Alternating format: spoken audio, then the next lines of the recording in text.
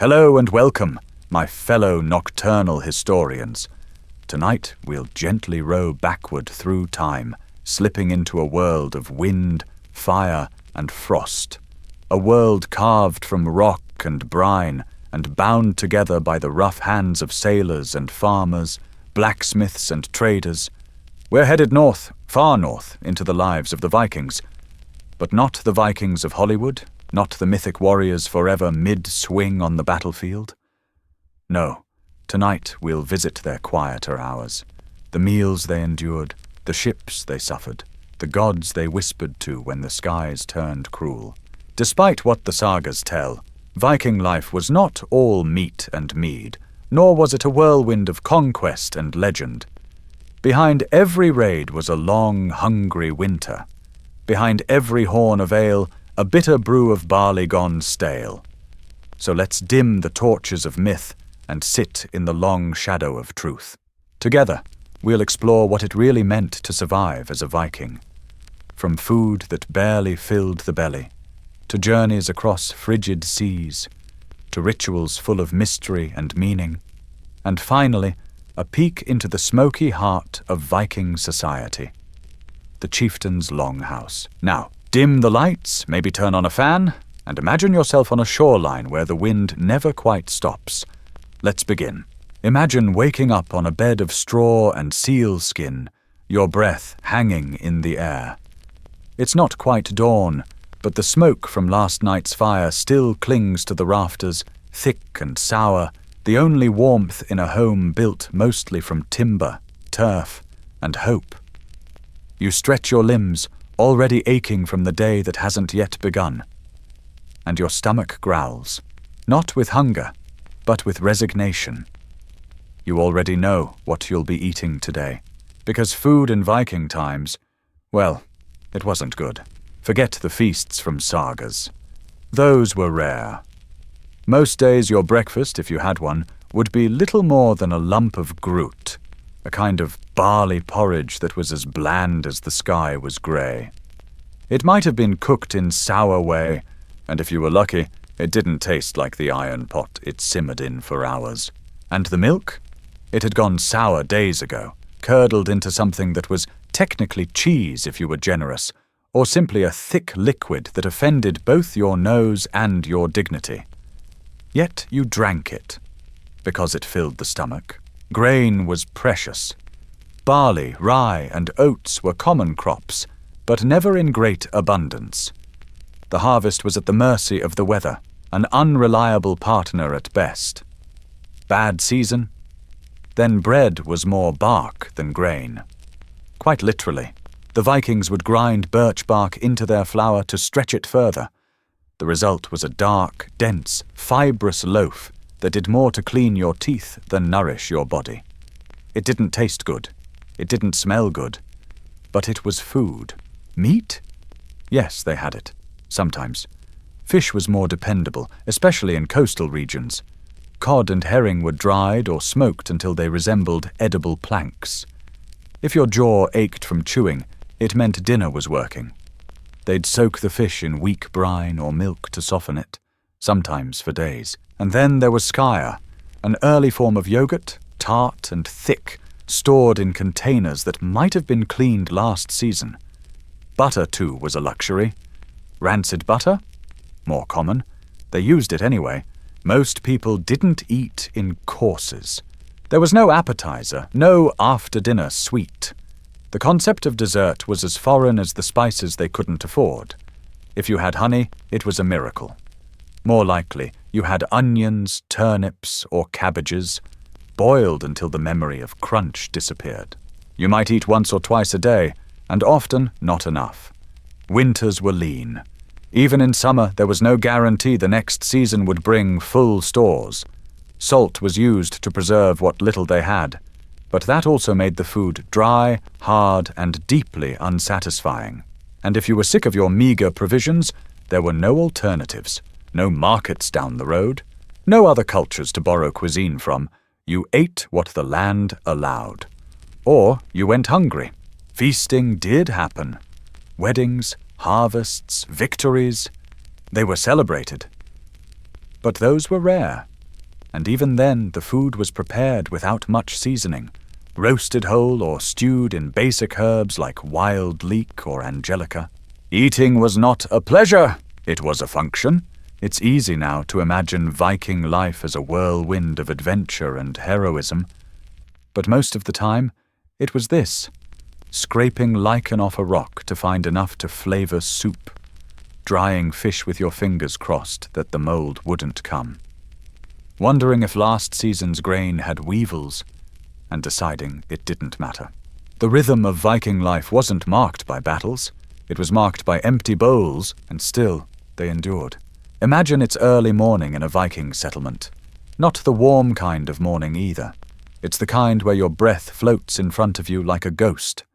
The thatch above your head crackles as frost begins to melt from the inside out. The fire you tended last night has long since died, leaving only ashes that cling to your skin and smell faintly of peat and smoke. You sit up slowly. Your joints protest. Your body is sore in a way you don't fully question anymore. It's just the rhythm of your days. The scent of damp wool, wood smoke, and something faintly sour fills your nose. That sourness? It's the milk again. You always hope it's the milk. You reach for your meal. It's not much. A wooden bowl, unevenly carved, holding a thick greyish mass. This is groot. A barley porridge that's been boiled in water and soured whey, left to thicken overnight by the hearth. It tastes like wet bark and sadness. And still, you eat it, because there is no other choice. If you're lucky, there's a smear of butter on top, but not fresh butter. That's long gone, stored away for a feast day or traded. This is the rancid kind, the kind that makes your tongue curl but also fills you in a way nothing else does. There's no meat this morning. Maybe not this week. It depends on the sea. It depends on the traps. It depends on luck, which has been in short supply lately. You glance at the drying rack by the smoke hole. Slabs of cod, now hard and yellowed, flaking apart if you touch them. Dried fish isn't eaten with pleasure. It's gnawed, worried apart with teeth, dipped in milk to soften it. And still it bites back. Sometimes they would boil fish heads into broth. Sometimes the broth was the entire meal. You learned not to ask what part of the animal it came from. You might have bread. It's heavy, dark, and full of things that don't belong in bread. Bark flour, ground seeds, bits of moss. Sometimes sand sneaks in if the grindstone is old. The bread scrapes the roof of your mouth. It cracks if it's too dry, and if it's too wet, it sours. You chew slowly, always slowly, because you need to make it last. In summer, you might forage. Nettles, wild garlic, maybe berries if the birds haven't beaten you to them. But now it's the season of chewing bark and hoping for spring. Imagine living like this day after day. No hot stew waiting at dusk, no full pantry, no spice rack, just what the sea gives and what the earth permits, and what your hands can preserve before the cold returns. And even when the rare feast arrived, at Yule or after a raid, what you'd find on the table wasn't what you might think.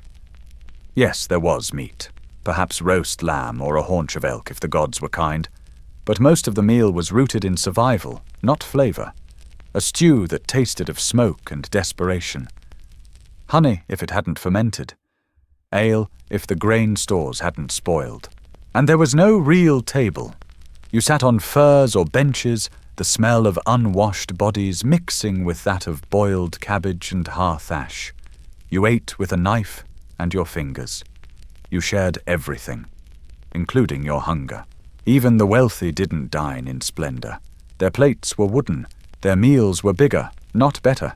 The same sour milk, the same stale barley, the same desperate chewing, because Viking food didn't exist to be savored. It existed to make sure you lived another day. And still, in this monotony, in this cycle of chewing, boiling, storing, and waiting, there was rhythm, there was family, there was the fire, and sometimes even joy. A shared bowl, a piece of flatbread warm from the hearth, the quiet hum of chewing in a room of tired souls, and outside, beyond the door, the sea always waited, cold, endless, and sometimes generous, so you keep eating, slowly, softly, because food in Viking times was not about delight, it was about endurance, and now, as the morning light slips into the cracks of your turf-roofed home, you set down your bowl. You've eaten enough, not to be full, but to survive, and that was often the best one could ask for. The days passed slowly in the Viking north, and between the raids and sagas, between the rowing and the fighting, there was one quiet struggle that never ceased, the struggle to eat. The growing season was short, so painfully short. In the far reaches of Scandinavia, frost lingered into spring and returned far too early in fall. There were only a handful of months to coax barley from the ground, to gather herbs from the forest edge, to milk the sheep before the grass went brown. And so they hurried, every year. They hurried to grow, to harvest, to dry, to pickle, to bury things in the earth, and pray they would still be edible when snow came again. You might imagine Viking food was all salted meat and dried fish, but even salt was precious. It had to be traded or gathered by boiling down seawater. Most households had little, so they smoked things. Over open flames, over smouldering coals, in makeshift huts that blackened everything from sausages to eyebrows. The result? Meals that tasted like firewood and hope. When winter came, every bite mattered. You opened the cellar and counted. Barrels of dried peas, bundles of turnips, a sealed pot of butter so old it had its own smell. You rationed, you stretched, you whispered apologies to your children when the portions grew smaller, and when things ran out, because sometimes they did, you boiled moss. You scraped the last marrow from bones saved months ago. You ground acorns into flour, bitter and gritty, and hoped no one in the family got sick. The worst hunger came not in January, but in April. That cruel season when the stores were empty, but the new crops had not yet come. They called it the spring hunger, the time of brittle nails, of dizziness, of watching your neighbors more closely than you meant to. And through all of this it was the women, mothers, grandmothers, daughters, who bore the weight of feeding the clan. Long before dawn, they stirred the ash, coaxed a flame back to life, and began to boil water that would become porridge, not for themselves, but for others. They knew how many spoonfuls were left. They knew how to make cabbage taste like something, how to stretch milk with water, how to keep a hungry baby from crying at night. The children, too, learned quickly. They foraged. They stole eggs from gull nests. They learned which mushrooms were edible and which whispered danger. Every mouth knew its duty. And what of the old? They were honored, yes, but sometimes, in the hungriest winters, the portions grew smaller, not by cruelty, but by necessity. The young needed strength, the old understood. They'd lived through it before. Religion offered little comfort in the matter of hunger. The Norse gods feasted in their stories, but rarely shared with mortals. Thor might drink oceans of mead. Odin might dine on roasted boar night after night. But down in the human world, those meals were only myths. Instead, they left offerings, bones, bits of bread, smears of butter on flat stones, and hoped the gods would send fish, rain, or mercy. Even meals were rituals, a shared bowl in the center. No spoons, not for everyone. You dipped with fingers or a shared ladle.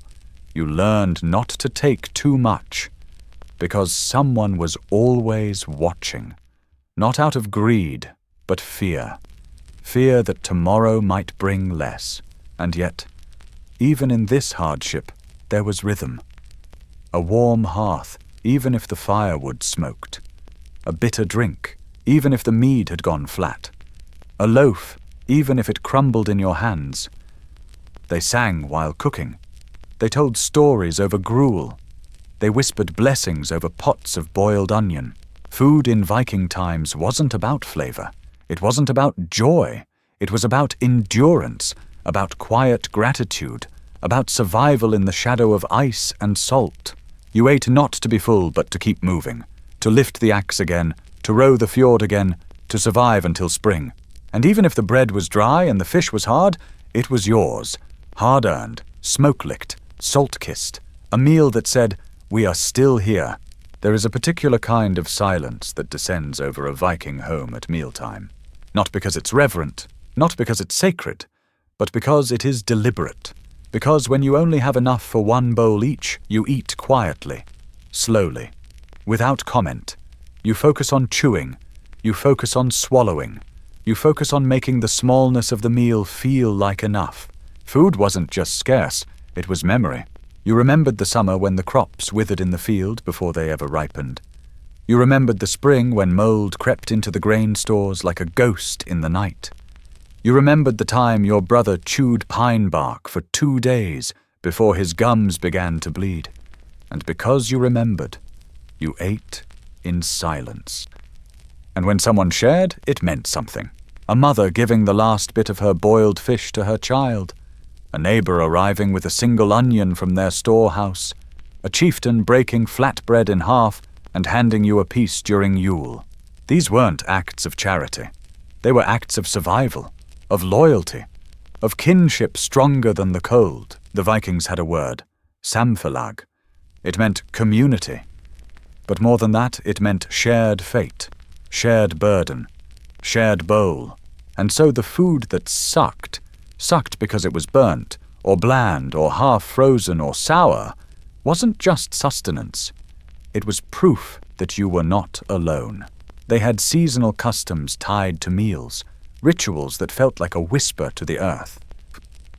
At Vetranetta, the Winter Nights festival, they honored the coming darkness, a time of slaughter, of blood on the snow, not for cruelty, but because animals could not be fed through winter. And the meat, smoked and salted, would carry them through until light returned. And in that solemn feast they lit candles, they shared ale, they told the names of the ancestors. The food might have tasted like ash and bone, but the memory that came with it was warm. In summer, during the haymaking season, they worked from dawn until nearly midnight. The food was still humble, maybe a flat cake, a slice of cheese, a cup of sour milk. But eaten under the open sky, it tasted like freedom, like growth, like brief abundance. Even leftovers were sacred. Bread crusts were saved in clay jars, bones boiled twice, nothing thrown out. Waste was a betrayal, of labor, of land, of the dead who went hungry before you. There were also rules about how you ate. Men ate first, then women, then children, then the old. Not always out of cruelty, but because of utility.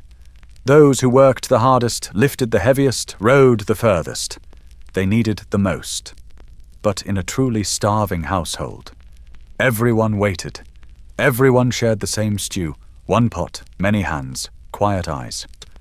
And so food, even when it was awful, even when it was cold or rotted or tough, became something else. It became ritual. It became memory, it became resistance. Because to sit down in the flickering firelight, with your back against a log wall and your fingers wrapped around a bowl of hot broth, even weak, watery broth, was to say, I am here. I am still here.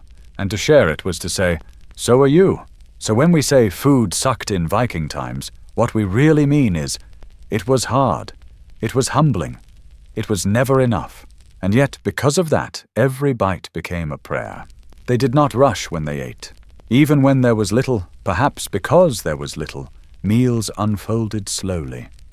Hands moved with care. Eyes lowered in quiet calculation. How much was enough? How much could be spared? The food may have been rough, but the rhythm of eating was deliberate. There were no chairs, no tables, just the hard-packed earth, sometimes covered in straw, sometimes fur. You sat in a circle, knees drawn close, shoulders touching if the hearth was small. The bowl was passed, sometimes with 2 hands, sometimes with 1, but never dropped. Fingers curled around wood. The warmth of the bowl was a kind of comfort, a reminder that something was hot, that something had been cooked, that the day had not gone to waste. The room was often dim. Light came from the central fire, or a smoking oil lamp made from hollowed bone. Shadows leaned long across the walls. And the scent, always the same, smoke, sour milk, old sweat, something vaguely herbal. Outside the wind howled. It always howled. Even in summer there was a wind in Viking lands that cut across skin and crept through walls. But inside, in the thick silence of mealtime, the world seemed smaller, closer. The crackle of fire, the sound of chewing, the soft clink of a ladle against a bowl. These were the sounds of survival, and no one complained. Complaining meant weakness. Complaining meant forgetting what hunger used to feel like.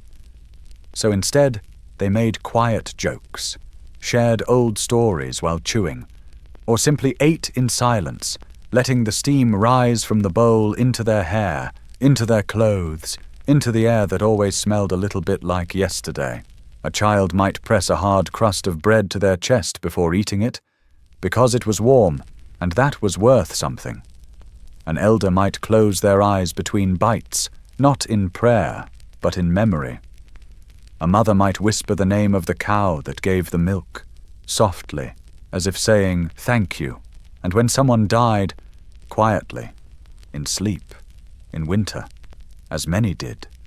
The first thing the others did was check the food stores. Could the rations stretch a little further now? Not because they were cruel, but because that was the rhythm of the year.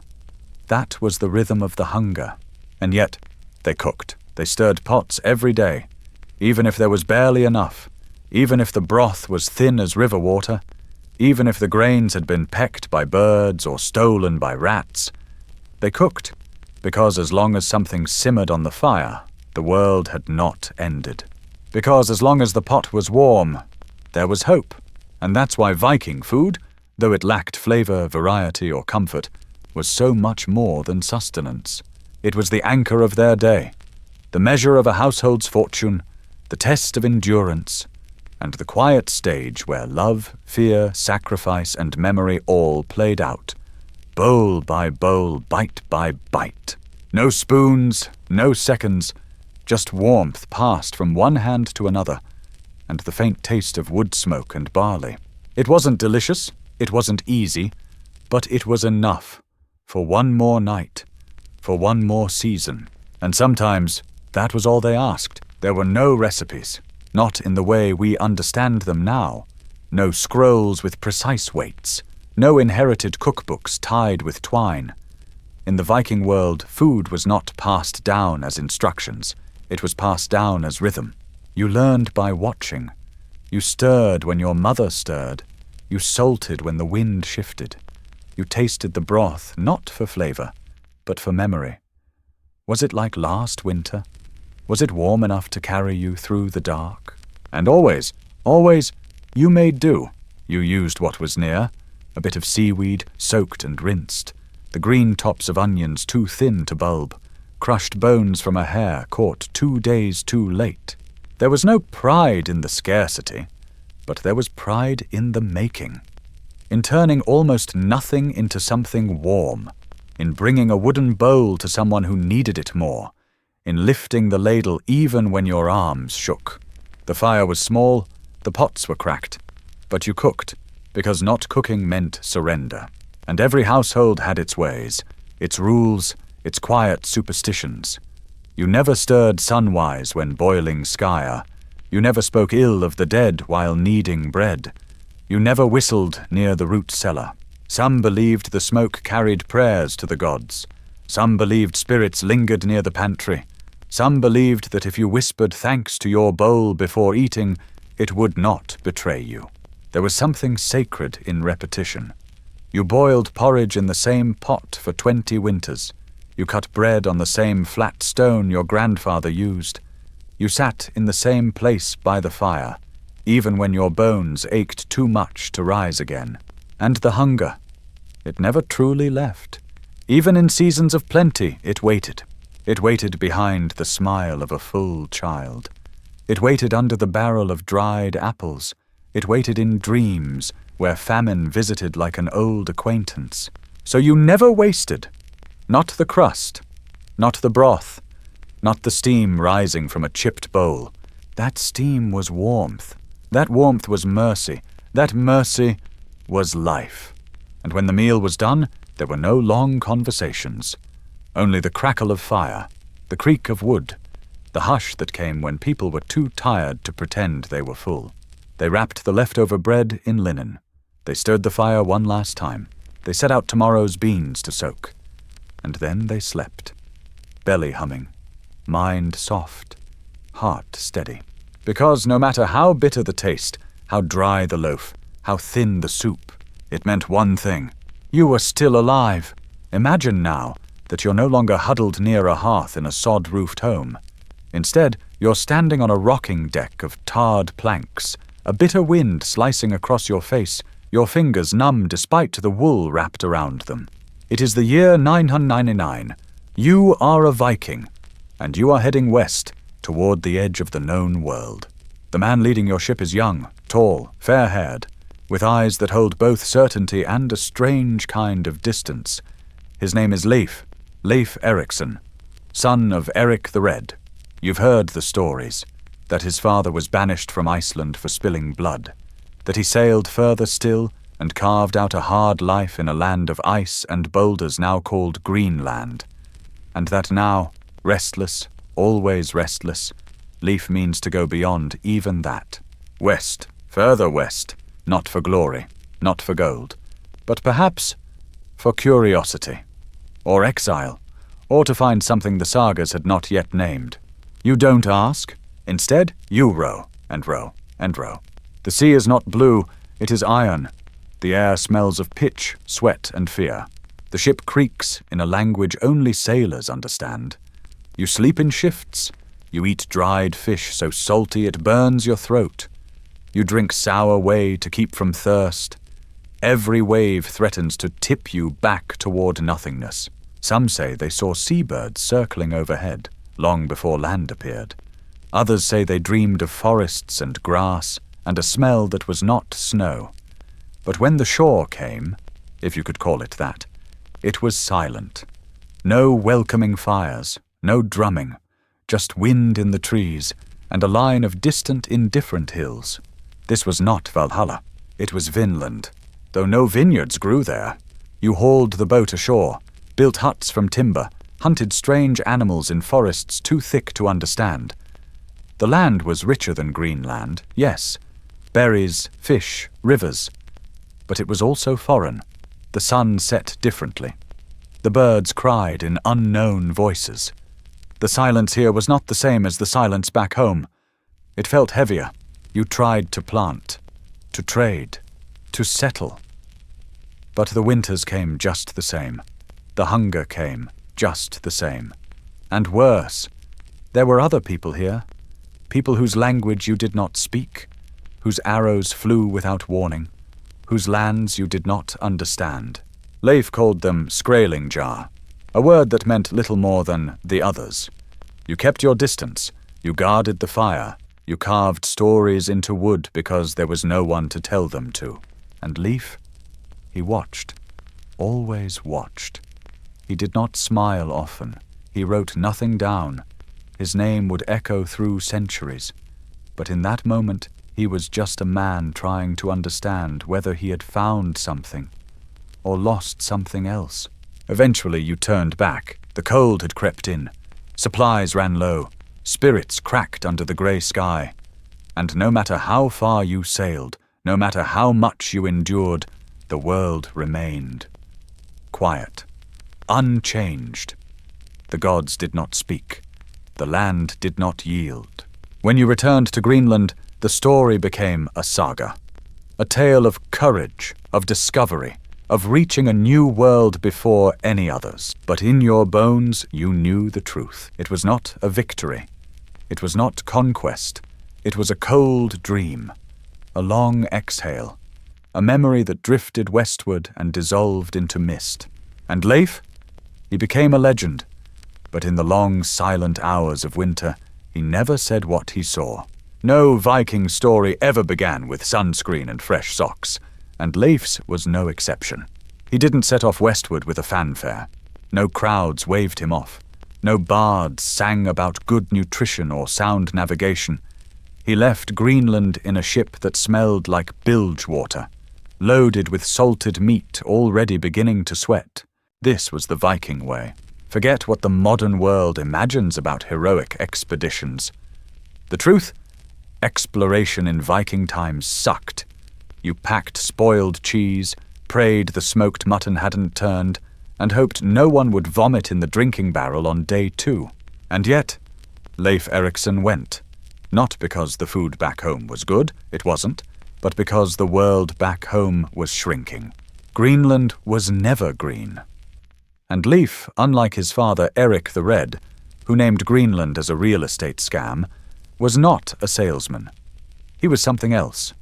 Quiet, watchful, possibly cold on the inside, like the sea he crossed. As the ship drifted west, everything became a guessing game. Which cloud meant a storm? Which wind carried death? Which of the dried fish had gone bad in the hold? And which crew member would find out first? That answer, incidentally, was Bjarni. He spent 3 days moaning into a bale of sea-soaked hay after eating a particularly enthusiastic herring. No songs were written for Bjarni. The days blurred. The North Atlantic was not a forgiving sea. Cold spray lashed the deck, and the food, if we must call it that, had to be chiseled apart. Frozen goat fat, bread so dense it could be used as ballast. One poor soul bit into an old onion and broke a tooth. The ship's healer, a man whose only medical training involved burning things with metal, offered a mug of mead and a slap on the back. They reached land at last, though no one cheered. It wasn't paradise. It was wood. Trees taller than anything in Greenland. Grass that made your boots sink. A smell that was oddly sweet and alive. Leif named it Vinland, though no one ever saw grapes. Maybe he just missed wine. They built huts, thin-walled, wind-bitten. They tried to trade with the locals, but communication mostly involved pointing, silence, and awkward smiles. A few items were exchanged, a comb for a fish, a hatchet for a handful of beans. But the mood was never settled. No one was sure who owned the land, or the silence. Winter returned with the same grim attitude as ever. The crew tried to eat what they'd caught, stored or trapped, but it was never enough. A man named Thormund spent an entire week chewing on a boiled bootstrap, insisting it had good flavor if you think about shoes long enough. Leif, meanwhile, stayed mostly quiet. He mapped the coastlines, took notes in his head. He didn't speak of glory, he didn't speak of gods, he mostly watched. He might have known the voyage was too early, the distance too great, the supplies too few, but he never turned back early. He let the days unravel as they would, and eventually he went home. No treasure, no conquest, just a story, a cold one. Years later, poets would make Leif Erikson into something greater, the man who found America before Columbus, a prophet with salt in his veins. But Leif never said that. Leif didn't say much of anything. He returned to Greenland, stepped off the ship, and didn't die. In Viking times, that counted as a success. What they don't tell you about Viking exploration is how much waiting was involved. They waited for the wind to shift, waited for fog to lift, waited for fish to bite, waited for the next hard biscuit to soften just enough to chew without injury. This was daily life aboard a Viking ship, bound for nowhere in particular.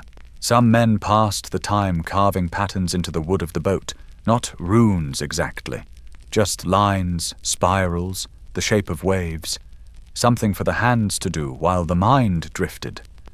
Others told stories, usually ones they didn't finish, because someone would fall asleep or throw up. Once a man tried singing. Just once. They threw his only dry sock overboard in retaliation. When they reached the shores of Vinland, there was no triumph. No horns, no howls, just boots sinking into mud. and the slow realization that they were now completely, entirely nowhere. The trees were different. The air had a sweetness that made their throats itch, and the birds stared as if they'd seen this kind of stupidity before. They tried to build something. Not a city, just survival. Huts from logs, fish traps along the rivers, smokehouses for the meat they hoped would appear. And when the cold came early, as it always did in Viking times, they scrambled for anything to burn. Driftwood, moss, a ship plank or two. The food? It sucked, again. The berries had gone. The fish were fewer. One man tried to dry mushrooms, only to discover they weren't edible or survivable. They buried him near the trees that had betrayed them.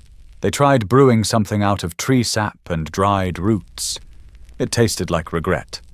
But it was warm, and by this point, warm counted for everything. Leif remained quiet. He carved notes into bone. He watched the shorelines. He marked where the sun hit the horizon. Some said he was thinking of a second voyage. Others said he was waiting for a sign. But signs were rare in this new land. The gods were quiet. Even the omens seemed exhausted. At night, the crew huddled together in silence, wrapped in fur and moss, dreaming of Greenland's meager comfort. A smoky hearth, a familiar bowl. Even sour milk would be welcome now. One evening, Leif stood on the edge of a hill and stared westward again, as if more land might appear, as if this cold journey hadn't reached its end. His breath made no sound, his thoughts made no ripples.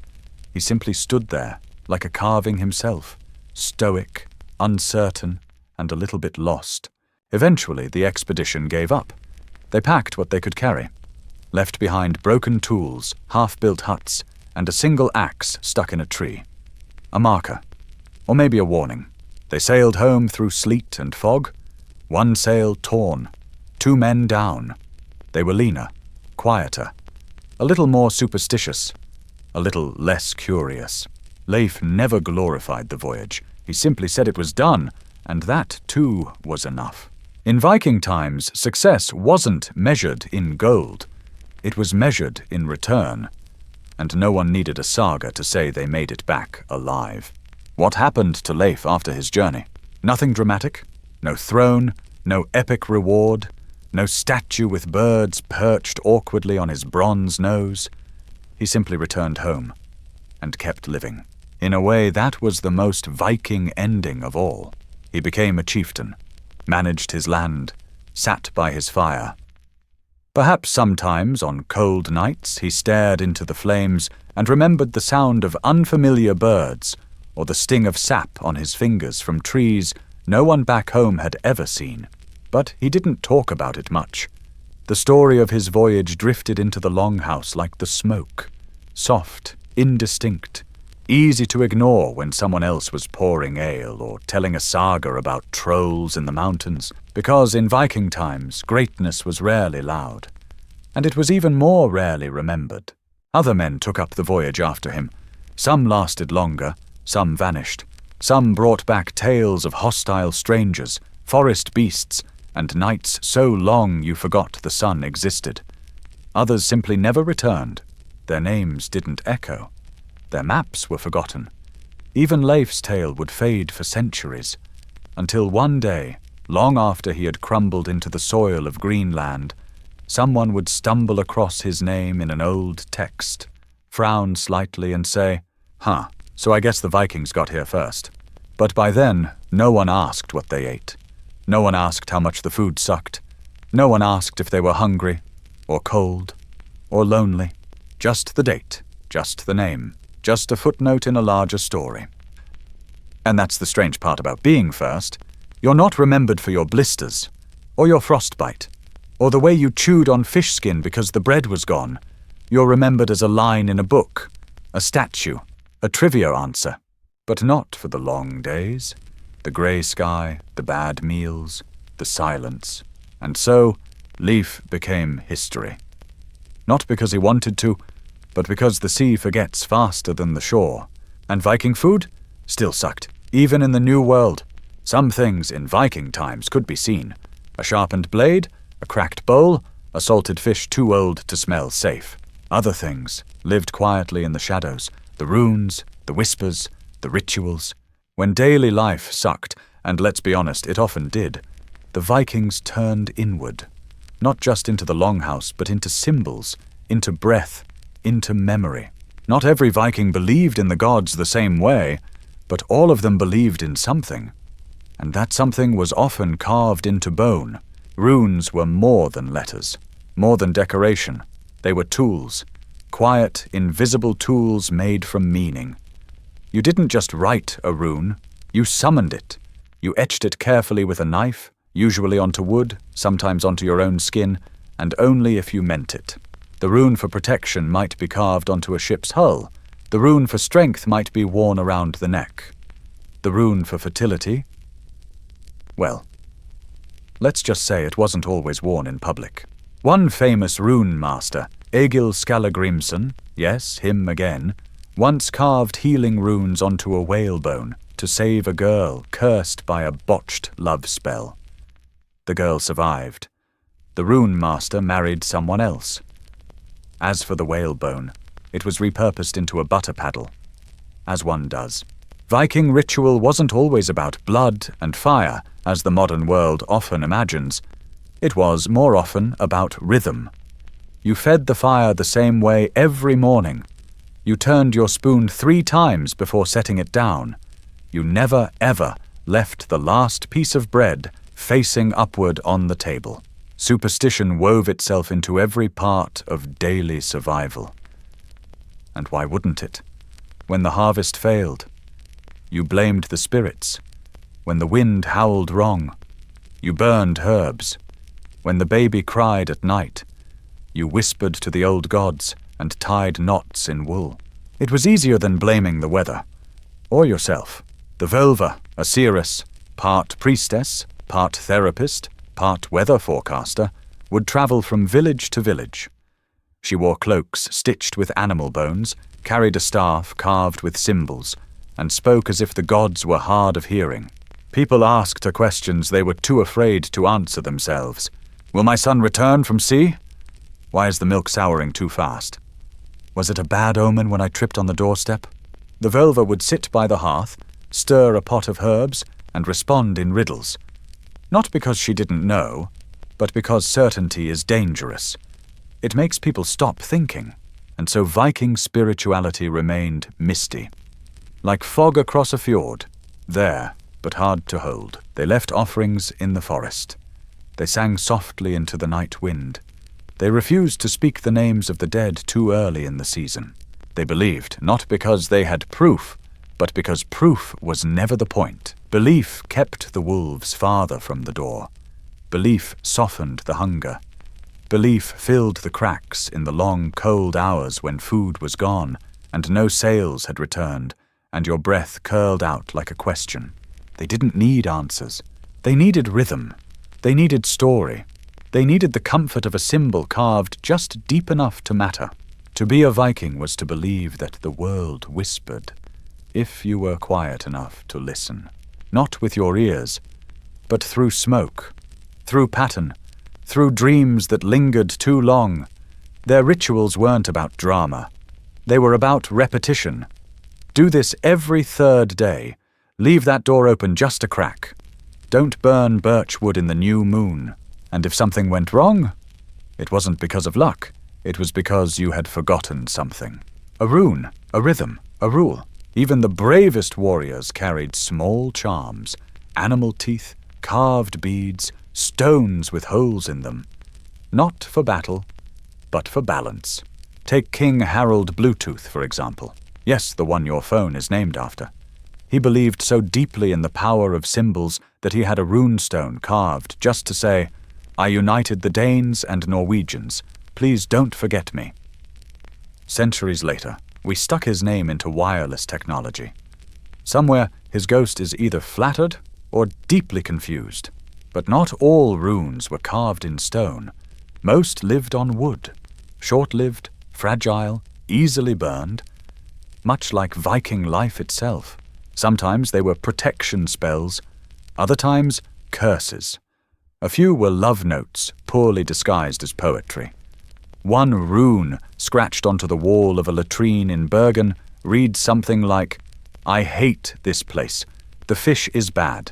Send help." Viking graffiti. Honest, heartfelt, and deeply relatable.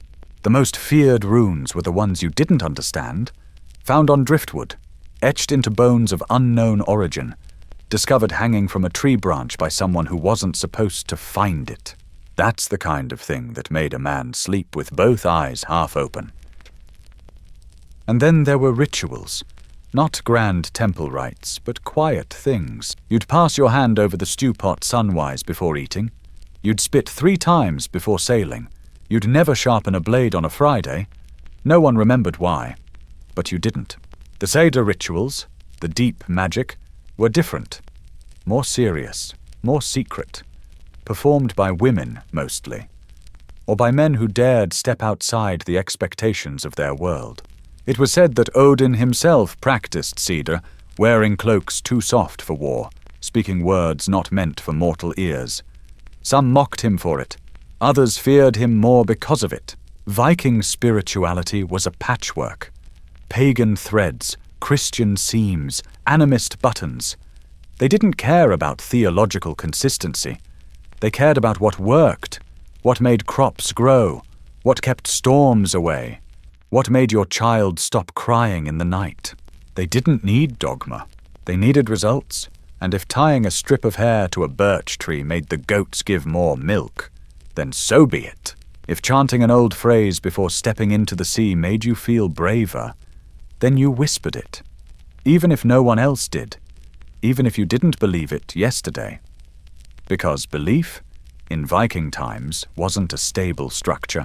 It was a raft, made of driftwood, lashed together with fear and frost, and on it they floated, through hunger, through war, through long winters when nothing answered back. They carved their questions into bark, burned their doubts with dried sage, and went to sleep, trusting the fire to keep the unknown away. In Viking homes, belief was woven into the walls, not grand beliefs, not sermons, but small, stubborn rituals that kept the household upright through long, hungry seasons. While the men carved ships and carried axes, it was often the women who kept the runes alive. A mother might whisper over a cradle, tracing a symbol in the air with her finger. An old grandmother might line up stones outside the door, facing east, because that was how her own mother did it, and the goats hadn't died that year. A daughter might sew tiny bones into the hem of her tunic, not for fashion, but for favor. No one spoke of it as religion. It wasn't discussed, it was done. Like brushing ash from the hearth each morning, or turning the butter clockwise, or never humming while weaving, because the last girl who did that had a very bad winter and a very short marriage. Children learned the rituals early. They were taught which woods were good for runes, which songs soothed the cows, which berries were best left to the birds, not because they were poisonous, but because the birds would complain to the forest spirits if they weren't fed. The line between daily life and the unseen was porous.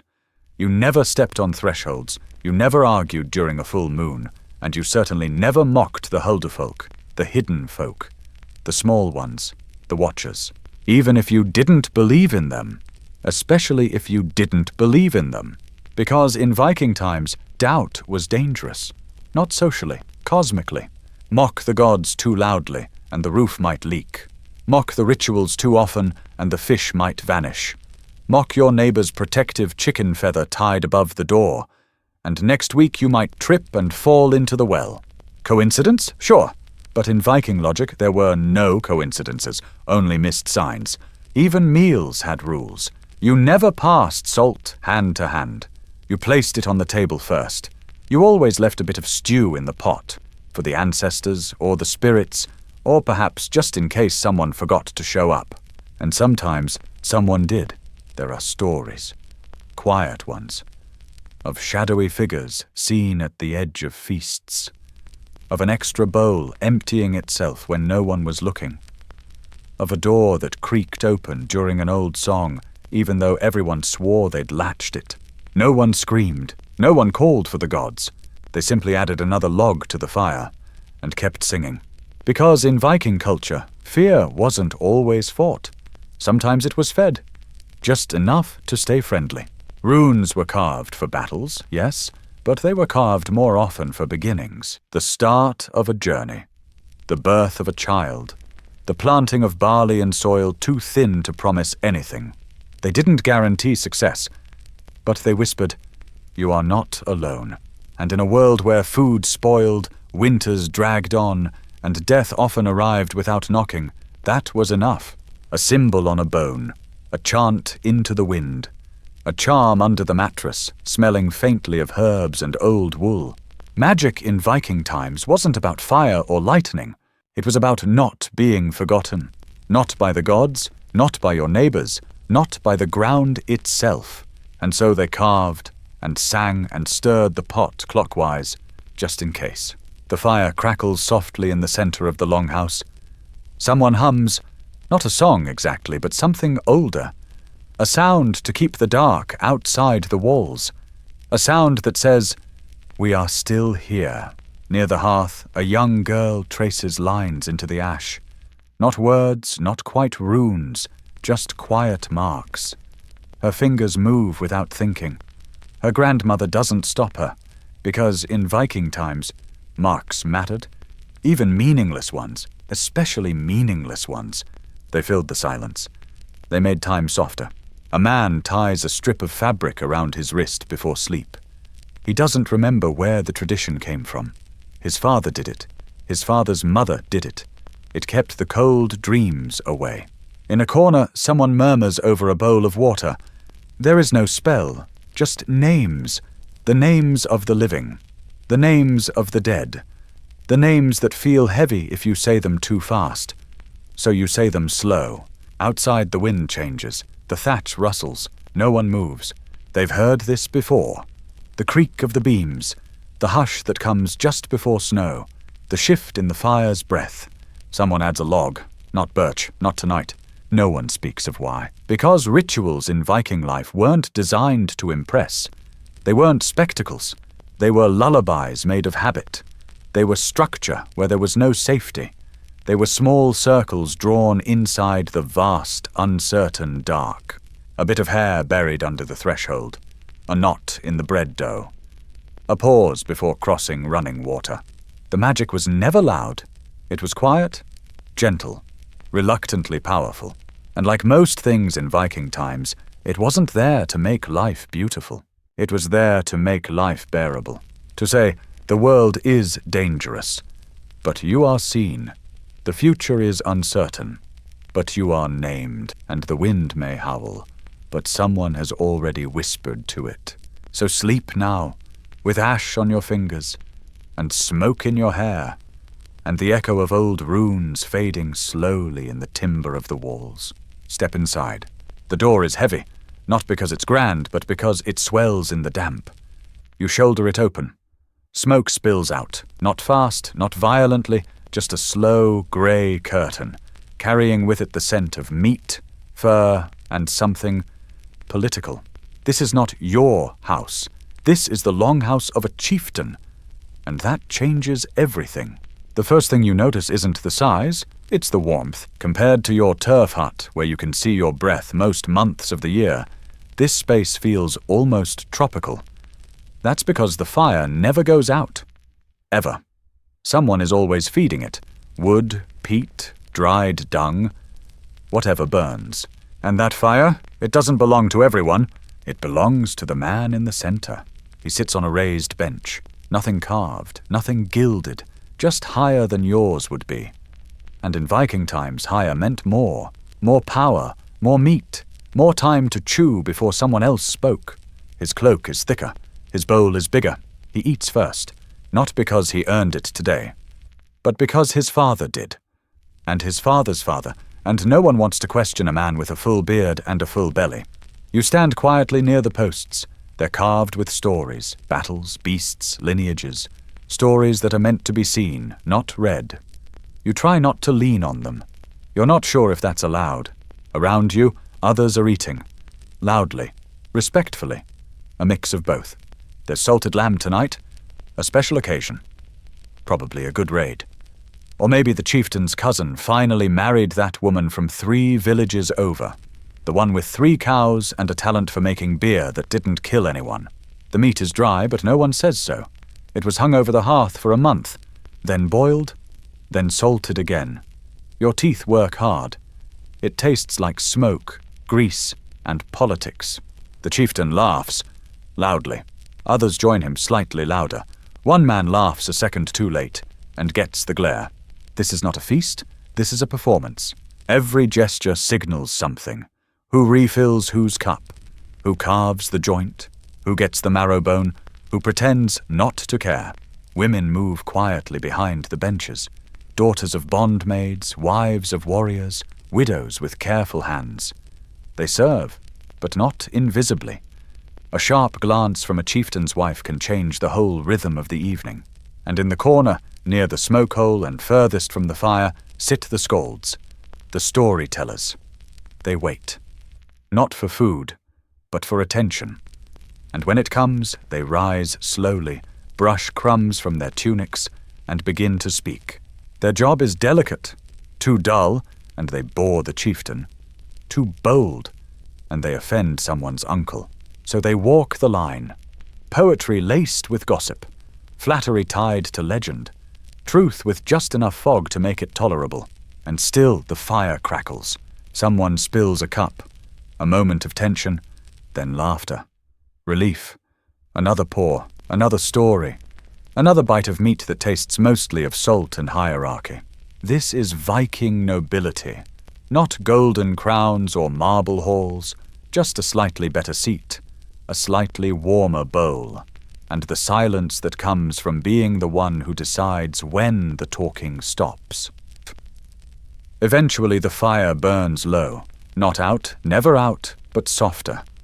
The air thickens, the laughter fades. You feel it, that long sigh that ripples through the benches and beams when the last bone is chewed clean. It's time to sleep, but in a Viking longhouse even that is structured. Where you sleep says everything about who you are. The chieftain, of course, sleeps near the fire. Not beside it, above it, on a raised wooden platform. His bed is real. A frame, furs, a pillow stuffed with feathers instead of straw. The rest, they find space. If you're a guest of value, you get a fur.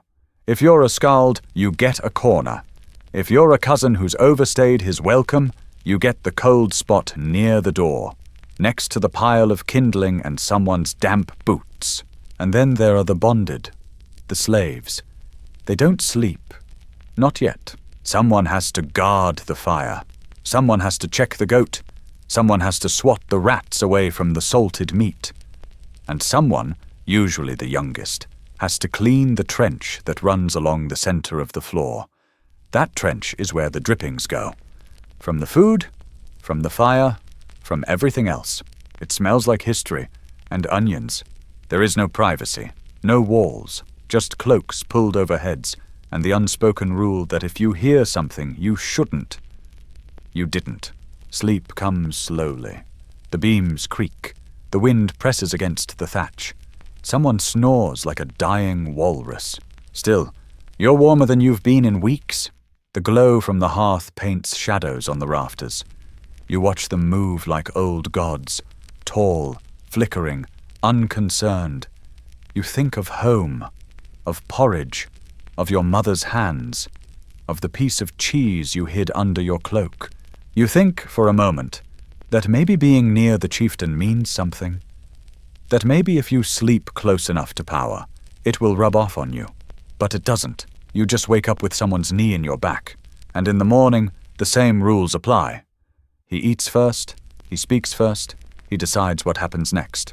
You chop wood, you haul water, you serve the man who sits closer to the fire than you ever will. Because that's Viking order. Not cruel, not kind, just cold, and very, very clear. By the third winter, even the chieftain looks thinner. He still sits higher than the rest. Still wears furs heavier than yours. Still speaks in that voice that makes others stop chewing mid-bite. But the truth is there. if you know how to look. The fire is smaller, the woodpile is low. The stew, once thick with onion and sinew, is now mostly hot water and silent judgment. No one says it, no one dares. But you all see it. His wife has started eating earlier than he does, quietly, behind the curtain of smoke, before the bowl reaches the center. His dog has stopped growling when others approach. His cousins, once loud with stories, now speak only when spoken to. There's a new kind of cold in the longhouse, not the kind that creeps in from under the door, the kind that seeps in when order begins to crack. You hear it in the way the spoon scrapes the bottom of the pot. You feel it in the pause before anyone reaches for seconds. You see it in the way even the chieftain smells the bread before eating it. The food still sucks, but now it sucks democratically. That's the real tragedy of Viking elite life. You may rule others, but you cannot rule hunger. Not with a sword, not with a title, not even with a very commanding beard. There are still rituals, of course. Still a hierarchy, still a head of the table, still rules about who sleeps near the hearth and who doesn't. But when the belly grumbles loud enough, even power sounds hollow. One night, a skald dares a joke, softly, about the chieftain's new diet plan. Nothing but broth and responsibility. It earns a chuckle, then a stare, then silence. He sleeps outside that night. By morning, he's missing. Some say he left to find firewood. Some say the stew got him. Either way, no one speaks his name, because even at the edge of starvation, dignity must be maintained. Even when the stew is thin enough to read runes through. Even when you've seen the chieftain's wife tuck food into her sleeve. Even when you suspect that the dog is getting more than you.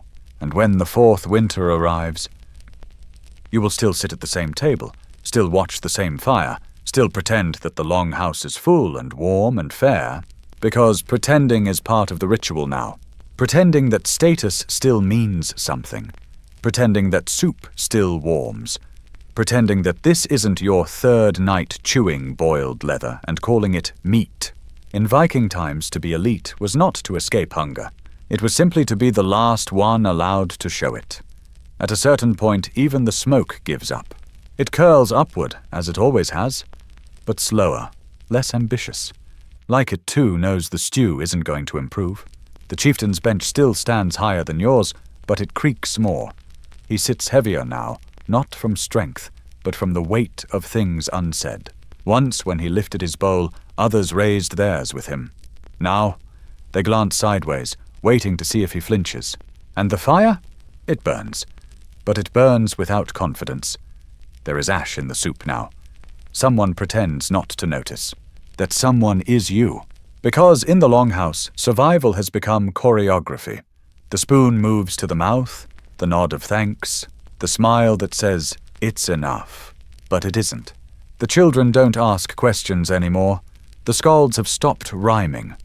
Even the dog, once smug and territorial, now curls beside strangers for warmth.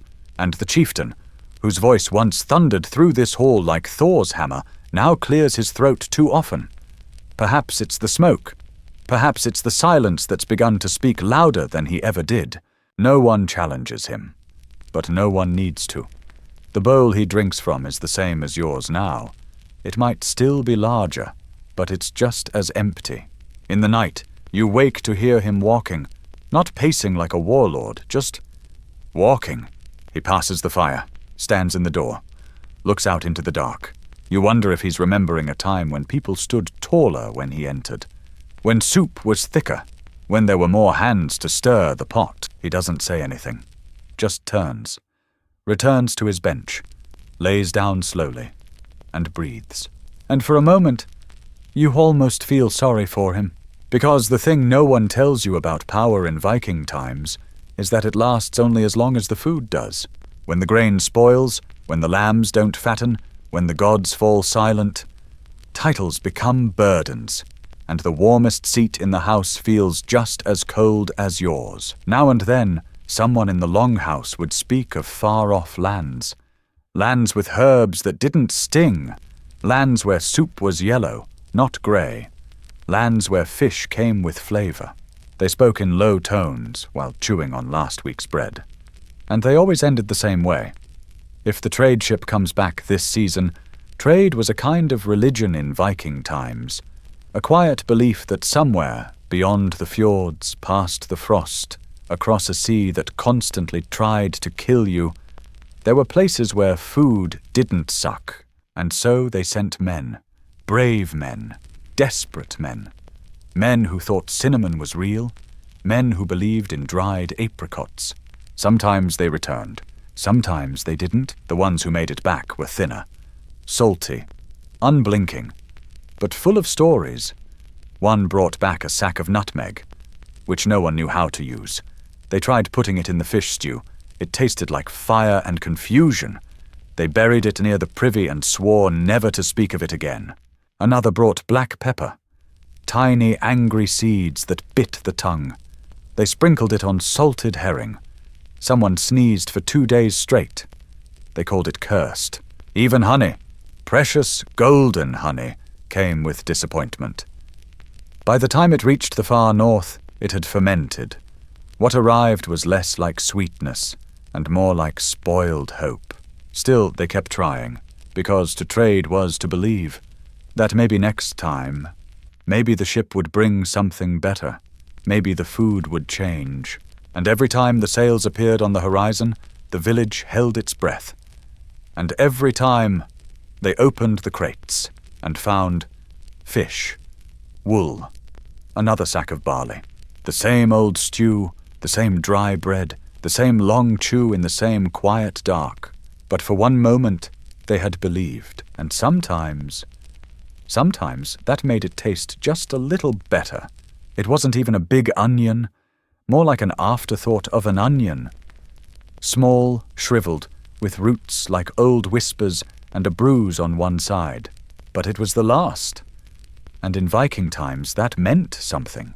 They found it at the bottom of the storage barrel, curled into itself like it didn't want to be noticed. Someone gasped. Someone else swore softly in Old Norse. The chieftain stood up too fast and pretended he wasn't excited. They brought it to the fire like it was gold, wrapped it in cloth, placed it in the center of the longhouse. Everyone sat around it, silent, for the first time in weeks. No one spoke about the gods, or the weather, or the smoke hole that refused to draw properly. They just stared at the onion. A skald, ever the opportunist, offered to compose a verse in its honor. He rhymed onion with dominion. No one laughed. Then came the question, who gets it? The chieftain? The oldest woman in the room? The boy who hadn't eaten in 2 days? The dog? A fight nearly broke out. Then someone suggested they slice it. Thinly, paper thin. Divide it? Evenly. The knife was cleaned. The air held its breath. The first cut released a smell so rich, so sharp, so real. Someone cried. They blamed the smoke. Everyone pretended to believe them. Each person received one sliver, one petal, one whisper of onion, and then something remarkable happened. They didn't eat it. They held it, sniffed it, let it rest on their tongues. And in that moment, something shifted. They remembered feasts, gardens, warm stew that didn't taste like punishment. They remembered why they had kept going. Not for conquest, not for gold, but for this, for the hope of flavor, for the memory of something better, for the belief that maybe next spring the onions would return. When the longhouse is finally empty, when the fire has gone cold and no footsteps echo across the packed earth, what remains? Not gold, not swords, not songs, really. What remains are traces, a fishbone carved with a single rune, perhaps a protection charm, perhaps a shopping list. No one's sure. A bowl, cracked clean down the center, repaired once, then again, then left behind, still holding the dried crust of what might have been stew or rainwater or time itself. A bread paddle, worn smooth by years of scraping dough too thick to rise, still dusted with barley, still heavy with habit. This is what they left behind. Not monuments, not empires, just objects. Quiet objects, tired objects. Somewhere in the damp dirt, an onion skin curls in on itself. Fragile, papery, almost a memory. Archaeologists will find it. They'll measure it, photograph it, label it Organic Residue B. But they won't know that, for one cold season, that onion meant everything. In the wall beam, there's a tiny scratch. It looks like a dent, but it's not. It's the mark where someone counted winters, or perhaps birthdays, or perhaps how many bowls of soup it took to forget someone's name. The Viking times didn't end with a bang. They ended with a fading, with fewer hands to stir the pot, fewer stories told by firelight, fewer spoons, and in the end they left what all people leave: food, fire, symbols, and silence. But if you listen closely, if you sit still long enough, like they once did, you can almost hear it. The creak of a bench, the breath before a story, the sound of a spoon touching the bottom of a bowl one last time. In the end, they left behind no cathedrals, no pyramids, no epics carved in stone. What they left was smaller, but no less meaningful. A cracked spoon held together by a strip of boiled sinew, a bowl with one side scorched black from being too close to the fire, a sliver of bone, notched carefully, 10 lines, a dot, and a question that no one alive can now answer. This was Viking permanence, things touched by daily hands, not the grand, the ordinary. And that's what made it human. Archaeologists sift through these layers with brushes and tweezers, but what they're really brushing away is time. What they find is not treasure, but testimony. Testimony that someone once sat there, once stirred, once waited for the stew to boil. And then there are the things they didn't bury, because they didn't have to. A song hummed over porridge, a story told while mending cloaks, a laugh shared over a mistake in the bread dough. These live on in no museum, but they linger, faint, warm, like the last breath of a fire. What was truly sacred was not the sword, but the spoon, not the rune, but the rhythm of eating, of sharing, of staying, of saying, I'm still here, even when the cupboard was bare. Because the great truth is, it wasn't conquest that kept them alive, it was each other. And perhaps, in the end, what survives of us won't be the things we build, but the meals we shared, the stories we told beside them, the silent promises we kept while passing the last slice of bread. The Viking world was harsh, but kindness still carved its name there, in bone, in wood, in memory. And so maybe what we leave behind should not try to last forever. It only needs to be enough, for someone one day to find it, and feel less alone. There comes a point, after the last stew has cooled, after the final log has crumbled into pale ash, when even the memory of warmth begins to fade. What remains then is not hunger, but something gentler, a kind of echo, a softness that hums beneath the skin. In Viking times, this was called endaskal, the last bowl. Not the final meal, but the meal after which no one expected more. It might have been broth, it might have been bread soaked in rainwater, it might have been nothing at all, save for the ritual of holding an empty cup. But the memory of it lingered, because it marked a shift from the struggle for survival to the quiet of surrender. Not defeat, just letting go. Ash was everywhere in Viking life. It coated the hearthstones, it settled into clothing, it hid beneath fingernails and behind ears. It dusted the food, it seasoned the porridge, it soaked into the beds where people dreamed of better seasons.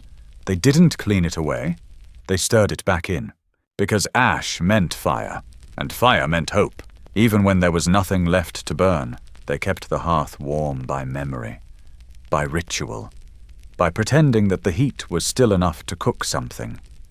Anything. One widow was known to stir an empty pot for days after her children had gone, not because she'd forgotten, but because the rhythm of stirring kept her from vanishing. She whispered recipes to the pot, ones no one had eaten in years. barley cakes with goat cheese, onion soup with salt and cream, cloudberries with boiled honey. The pot listened. The pot didn't interrupt. And in that silence, she stayed alive a little longer. Sometimes it's not the food that fills us, it's the act of preparing it, the illusion of future. There's a sound water makes just before it boils, a hush, then a stir, then a rattle, then silence again. The Vikings knew that sound well, even when the pot held more hope than substance. They called it Joda, dream boiling, the point at which the body knew there was no meal coming, but the soul hadn't given up yet. And so they watched steam rise from nothing, let the scent of wet iron become its own comfort, pretended the smell of boiled bark was rich with spice, and in that moment, however brief, they were full. Children sat around the hearth, cupping their hands over the steam as if it were treasure. Elders told stories of feasts they may never have eaten. Younger warriors claimed they preferred fasting. It kept them sharp, they said. But everyone knew, this was not a fast, it was an ending, and no one wanted to be the first to say it. Smoke was memory made visible. It clung to everything, hair, cloth, skin, and carried with it the stories of old pots, old meals, old names whispered across wooden bowls. When someone died, their bowl was sometimes broken and burned, not out of disrespect, but because food was a shared language, and the dead no longer spoke it. And if the bowl survived, it was passed down, washed with snow, wrapped in wool, tucked into the belongings of a daughter who still remembered the sound her father made when he chewed. Every scratch in the wood was a memory, every stain a recipe. Even the cracked rim meant something. He always bit that side first. She always drank from the other edge. This wasn't nostalgia, it was survival. When the food sucked, and the winter stretched its long white hands across the valley, you didn't eat to fill your stomach. You ate to keep your people's names in your mouth. In modern times, we ask if a meal is good. In Viking times, they asked if it was enough. There is wisdom in that. A bowl of barley gruel, shared among 6. A sliver of smoked fish, divided with a hunting knife. The heel of a loaf, dipped in fire water and passed down the line. These were not meals, they were declarations. We are still here. You matter enough to be fed. I will not eat until you do. What they lacked in nutrition, they made up for in meaning. And perhaps that is why they endured. Not because they fought, but because they fed. Even when there was almost nothing left, even when the spoon scraped the bottom, even when the pot gave no scent, even when the children no longer asked what was cooking, they still stirred, still shared, still blessed the bowl. That is a kind of grace, one that tastes better than meat. And then there were rare nights, quiet ones, when someone brought back fish, when the mushrooms weren't poisonous, when the mead didn't explode. Those nights, the bowl was full. And for a few hours, no one lied, no one pretended, no one stared too long at someone else's portion. They laughed, they leaned into the fire, they told stories they'd already told, just to hear them again. And when they slept, they dreamed not of food, but of each other. Because the thing no one writes in sagas is that the strongest among them weren't the ones who wielded the axe. They were the ones who offered the last bite. Now, centuries later, you hold the story in your ear. And though your belly is full, you may find a hollow echo there, a soft ache where the ancient hunger lived. Not your hunger, theirs. A hunger for enough, for warmth, for the chance to share what little they had. The Viking times were hard, yes, but through bark and broth, through smoke and steam, they stitched together something that still lingers. Not empire, not conquest, just kindness. Carved into wood, carried in bowls, wrapped in steam, a hunger that fed something deeper than the stomach. A rhythm, a ritual, a reason, and maybe tonight. That's worth remembering. You wake to the smell of smoke and bread, but not the kind of bread that makes the mouth water. No, this is Viking bread, dense, flat, slightly sour, and blackened on one edge where the fire licked too high. The kind of bread that doesn't invite you to bite. It dares you to. You sit up slowly. The longhouse is dim, as always. The fire hasn't gone out, it never does, but it's no longer trying to warm the room. It simply glows, like a tired sentinel watching you without blinking. Someone turns the bread on the hearthstone with a stick that's been used for bread, ash, and chasing dogs in equal measure. The stick is older than you. The bread probably is too. This isn't the first time you've eaten this meal, and yet it matters every single time.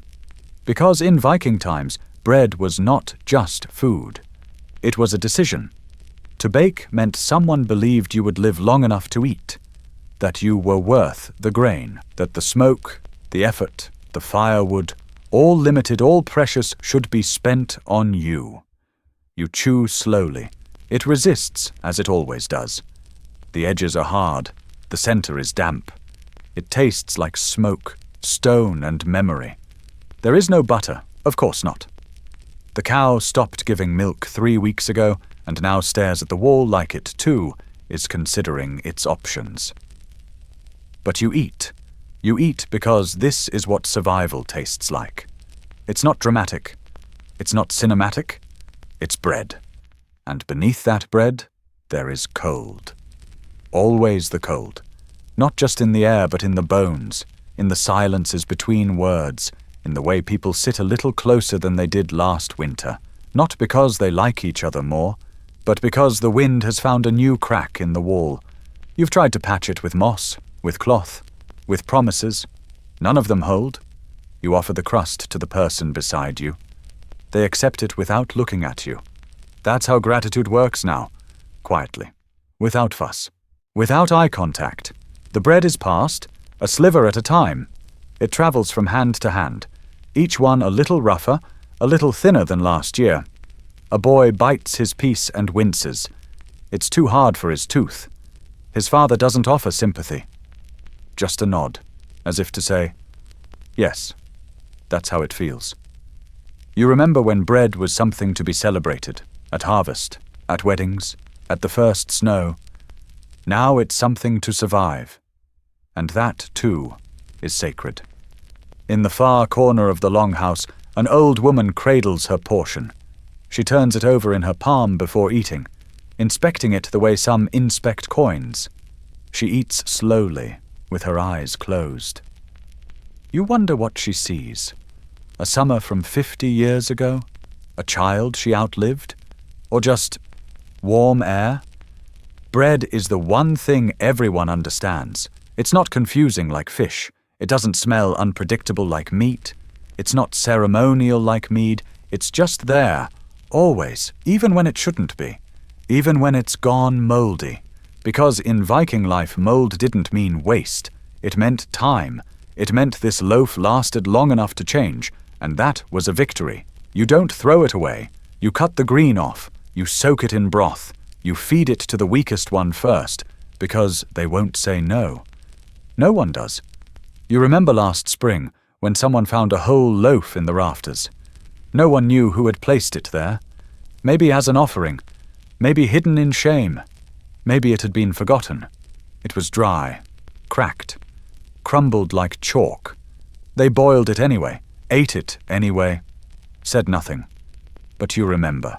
You remember the way people sat straighter that night, the way the silence was almost hopeful.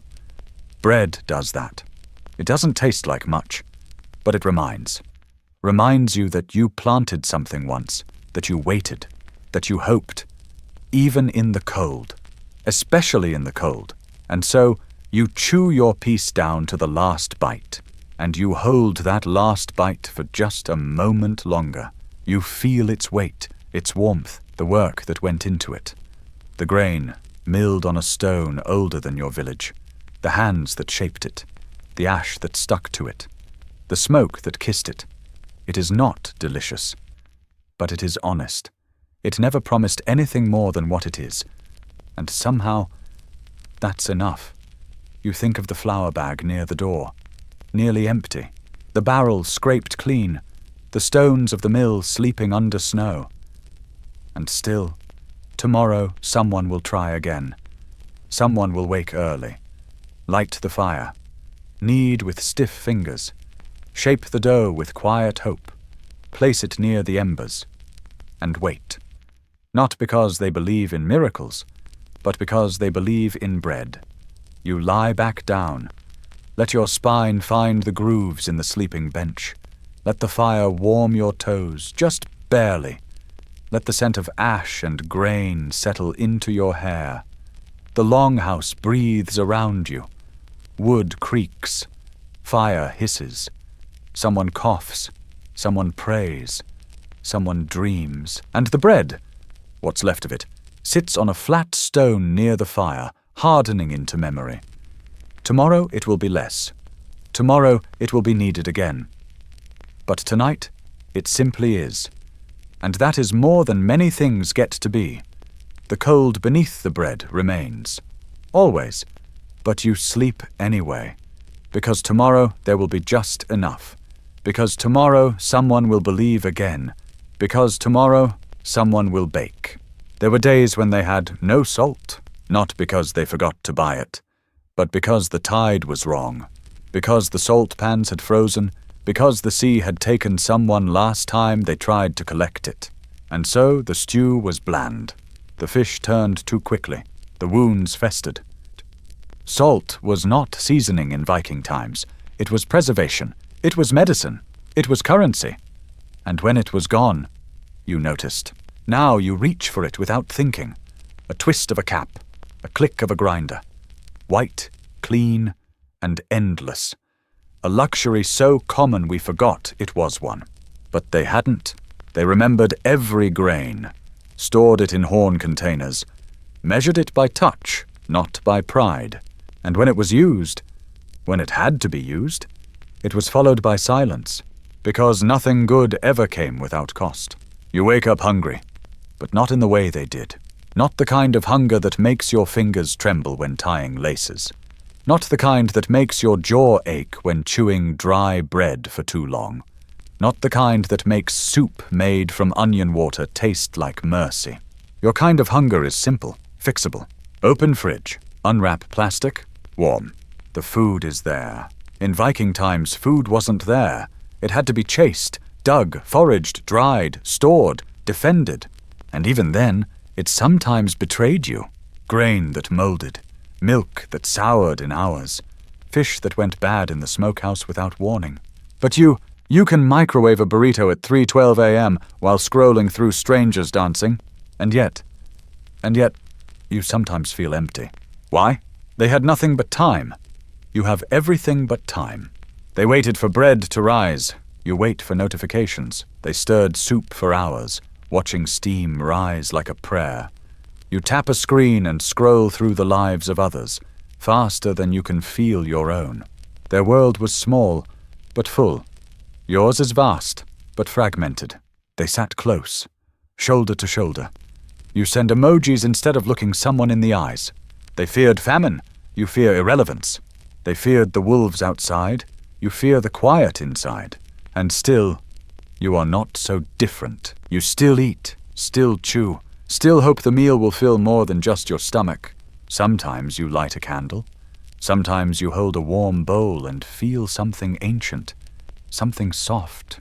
You do not call it prayer, but it is. You reach for flavor, for warmth, for ritual, even if the ritual now involves a toaster. Because somewhere in you, the memory still lingers. Not your memory, but the memory carried in bone. The memory passed down, quietly, through mouths that chewed bark and called it bread. They didn't have supermarkets, or choice, or variety, and yet they had meaning. They knew the name of the goat that gave the milk, knew which tree the apple fell from, knew who caught the fish, and where, and when the net had last been repaired. Their food had fingerprints, yours has barcodes. But it's not too late to pause, to taste, to remember that someone once carved a bowl by hand so their child could eat, that someone once tied their last scrap of cheese in cloth and walked it across a frozen hill, that someone once whispered to the bread as it baked, just to give it courage to rise. So tonight, eat slowly, breathe, Turn off the noise. Stir something. Even if it's just a spoon in hot tea. Eat with both hands. Feel the steam on your face. Close your eyes between bites. Not because it makes you more Viking, not because suffering is noble, but because, even now, food means something. It means you're still here, and being here, truly here, in a world where food no longer needs to suck, might be the most radical act of all. The fire has nearly gone out, but not quite. You stir the embers with a stick that's been in the family longer than your memory, hoping to revive some hint of heat, some last whisper of flame that might dry the fish still hanging from the rafters. The smoke is thin tonight. The wind is too strong, or perhaps the wood is too wet. Either way, the fish will dry slower, and the smell will cling longer, to the walls, to your cloak, to the back of your throat. You don't complain. That's the smell of winter food, and anything that doesn't rot is considered a gift. Salt is too precious to use often. It sits in a cloth pouch, hidden behind the loom, guarded like treasure not for its taste, but for its ability to stop things from dying, or rather, to let them die more slowly. You remember when someone used too much salt on the pork and had to drink river water for days to wash the salt from their blood. No one blamed them. They just didn't speak of it again. Silence is how shame survives. You grew up learning that. So now you use only a pinch, just enough to hold the fish together until it can be smoked. Not too much. Never too much. There's no more salt coming until the boats return in spring, if they return. They always say they will. But so did your cousin. So did the priest. So did the boy with the broken fingers who swore he could still row. In the longhouse, the air is thick with smoke. Not the kind that rises clean and disappears, but the kind that curls and settles in your hair like fog on wool. You've grown used to the sting. It reminds you the fire is working. If there is smoke, there is heat. If there is heat, there is survival. And if there is survival, there is still food somewhere in the house, even if it's just old bread soaked in broth, or a scrap of dried cod so tough it might outlive you. The taste doesn't matter anymore. Food is not pleasure. Food is memory. Food is preservation. It's not meant to be good. It's meant to last. And you wonder as you hang another strip of meat beside the others, will anyone remember this when it's eaten? Will anyone thank the fire? Will anyone taste the smoke and think of you? Because when food is this hard won, it becomes a kind of message. I was here. I caught this. I saved it for you. You chew on a strip of dried something. Maybe goat, maybe fish, maybe the unlucky piglet who didn't survive the frost. The taste is sharp, like old leather and sea salt. You close your eyes and imagine something else. Warm soup, soft bread, cheese that doesn't crack. You've never had cheese that doesn't crack, but you've heard of it. Somewhere, far south, they say there's soft food. Food that gives instead of resisting. Food that doesn't fight back when bitten. In your time, food resists. Every bite is a negotiation. You chew slowly, not because you're savoring it, but because your jaw is tired. You chew because your body needs you to.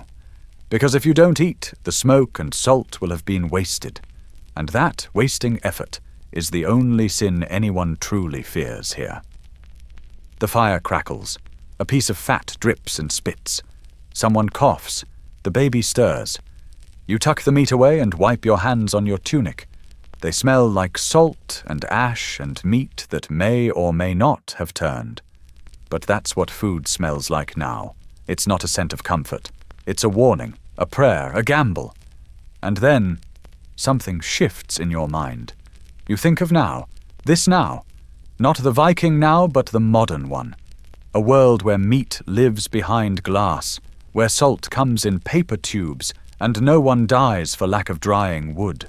You picture someone walking through a grocery store in clean shoes, choosing between 12 types of smoked salmon, none of which were caught by hand, none of which carry a memory. And you wonder, what have we saved, and what have we lost? The food is better now. Easier, safer, but quieter too. There is no fire in it, no silence after, no story between the teeth, no ritual in the chewing, only convenience. And you do not say this to be ungrateful, only to notice, only to feel. Because in this soft world it is easy to forget that food once meant everything, that someone once salted meat in a cave so their daughter wouldn't starve, that someone once burned their fingers over a smoky fire to keep a trout from spoiling, that someone once cried because the salt ran out. And now we spill it on the floor and laugh, call it superstition, brush it away. But they would have knelt for that salt. They would have thanked it, named it, prayed over it, buried it with their dead, because salt was survival, smoke was memory, and food, no matter how it tasted, was the soul of winter. You shift again. The meat crackles in the firelight. The longhouse sighs as someone adjusts a log, and you let yourself drift just a little, just enough to feel the boundary between times soften, to let the supermarket fade, to let the smoke rise, to let the salt sting the back of your throat like it used to. You are here, you are alive, and the food does not suck tonight. It simply is, and that is enough. It was summer, and there was food, at least more than usual. The goats had survived the frost, the hens were laying, the barley had not drowned in spring, and so the people married. Not because they were in love, not because the gods whispered, but because this was the season when there was something to offer the guests. A wedding without food was an omen, and no one in Viking times dared invite hunger into a union. The feast was never grand, not in the way songs would later pretend. No roast boar on golden platters, no honey mead in overflowing goblets. What they had was dried fish rehydrated in weak beer, black bread cut with stone-dusted knives, curdled milk skimmed carefully until it no longer stung. And maybe, if the gods were generous, a cheese wheel cracked open like a promise too long delayed. But it was enough for the bride's mother to cry, enough for the youngest boy to lick grease from his fingers, enough to silence the murmurs about whether the groom had truly finished building the roof. The bride wore linen, not silk. It was clean. That was all anyone asked. Her hands were stained from birch bark and early berries. Her eyes were steady, not soft. She looked at her new husband like one looks at a roof beam, useful, load-bearing, prone to rot. He looked at her like one looks at firewood, necessary, expendable, likely to outlast him.